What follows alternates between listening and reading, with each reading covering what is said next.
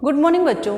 आज हम कक्षा 11 में राजनीति विज्ञान में पार्ट 2 भारतीय संविधान में अधिकार, जिसमें टॉपिक अपना चल रहा है जीवन की रक्षा का अधिकार, अनुच्छेद 21 जीवन और व्यक्तिगत स्वतंत्रता का अधिकार। स्वतंत्रता और समानता दोनों ही बहुत महत्वपूर्ण अधिकार है, दोनों ही एक दूसरे के पूरक हैं। स्वतंत्रता के अधिकार में 4 अनुच्छेद दिए गए हैं।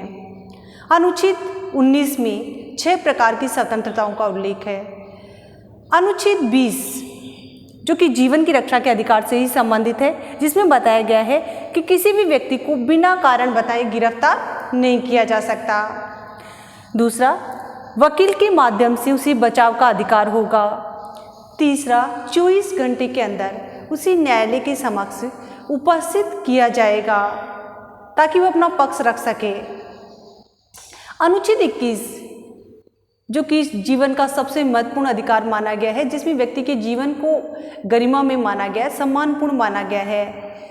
इसमें शिक्षा का अधिकार भी जोड़ दिया गया है। इसके अतिरिक्त इसमें व्यक्ति को आश्रय और आजीविका पाने का अधिकार भी सम्मिलित कर दिया गया है। अनुच्छेद 21 जिसमें जीवन की सुरक्षा के साथ साथ सम्मानपूर्ण जीवन जीना भी शामिल है। अनुच्छेद 21 से ही संबंधित है अनुच्छेद 22 कि कोई भले ही व्यक्ति अपराधी है लेकिन उसको भी जीवन का अधिकार है, वह अपनी जीवन की रक्षा के लिए अपना बचाव पक्ष रख सकता है। अनुच्छेद 22 में बताया गया है एक अपराध के लिए एक बार से ज़्यादा सजा नहीं दी जाएगी। किसी व्यक्ति ने एक बार अपराध किया, उसकी पेशी लंबे समय तक चल रही है, लेकिन जैसे उसने 5 साल का समय जेल में बिता लिया, बाद में उसे सज़ा 5 साल की मिलेगी, तो वो 5 साल जो उसने जेल में बिता चुका है वो समय उसका काउंट मान लिया जाएगा। अर्थात एक अपराध के लिए एक बार से ज़्यादा सज़ा नहीं मिलेगी। दूसरा है पिछली तारीख से अपराध घोषित नहीं, वर्तमान तारीख जिसमें उसने अपराध किया है उसी से उसे अपराधी माना जाएगा। तीसरा, किसी भी व्यक्ति को अपने विरुद्ध साक्ष्य देने के लिए, गवाही देने के लिए बाध्य नहीं किया जा सकता। कोई भी व्यक्ति अपने खिलाफ गवाही देने के लिए मजबूर नहीं कर सकते।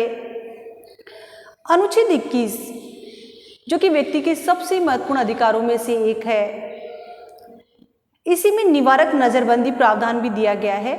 अब जो निवारक नज़रबंदी, जैसे कि हम सभी जानते हैं जब कोई व्यक्ति अपराध करता है तो उसे गिरफ्तार किया जाता है, लेकिन निवारक नज़रबंदी में व्यक्ति को गिरफ्तार तब किया जाता है, अपराध करने से पहले ही उसे गिरफ्तार कर लिया जाता है और 3 महीने के लिए उसे नज़रबंद कर दिया जाता है। निवारक नज़रबंदी उनके लिए जो राष्ट्रीय एकता और अखंडता से संबंधित अपराधी होते हैं, आतंकवादी गतिविधियों में लगे हुए होते हैं, संलग्न होते हैं, या कोई राष्ट्रीय द्रोह से संबंधित होते हैं, तो उन अपराधियों के लिए निवारक नज़रबंदी अधिनियम लाया गया है, जिसमें व्यक्ति को अपराध करने से पहले ही अरेस्ट कर लिया जाता है और 3 महीने के लिए नज़रबंद कर दिया जाता है। उसकी अवधि बढ़ाई भी जा सकती है।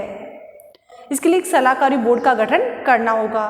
हालांकि निवारक नज़रबंदी पर सवालिया निशान उठने लगे, क्योंकि जहां हम जीवन की स्वतंत्रता और व्यक्तिगत स्वतंत्रता का अधिकार दे रहे हैं, जीवन की सुरक्षा को सबसे महत्वपूर्ण माना गया, वहाँ बिना अपराध किए किसी व्यक्ति को नज़रबंद करना क्या सही है? लेकिन राष्ट्रीय सुरक्षा से संबंधित मामलों को देखते हुए इसे सही माना गया। हाँ, कई बार इसके दुरुपयोग की संभावना होती है, लेकिन अगर किसी देश की जनता सजग है तो दुरुपयोग की संभावना कम हो जाती है। Thank you.